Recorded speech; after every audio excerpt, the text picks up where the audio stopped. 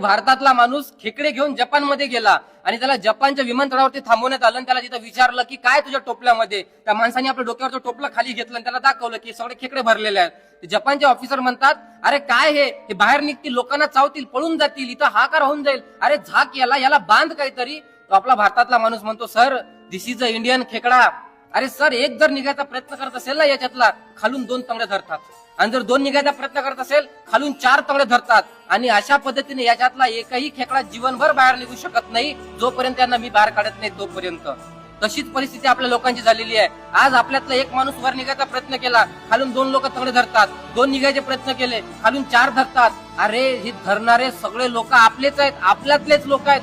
त्यामुळं तुमच्या मनाला काय वाटतंय, तुम्हाला किती योग्य वाटतंय, आणि तुम्हाला जर स्वतःचं काम आवडत असेल ना, लोकांचा विचार करणं सोडा, लोकांचे सल्ले घेणं तर अजिबात सोडूनच द्या. कारण हे लोक तुम्हाला पुढे जाण्यापासून थांबवतील. तुम्हाला ओढणारे सगळे लोक आपलेच आहेत, आपल्यातलेच आहेत. ही सगळी खेकड्याची औलाद आपलीच आहे. त्यामुळे लोकांना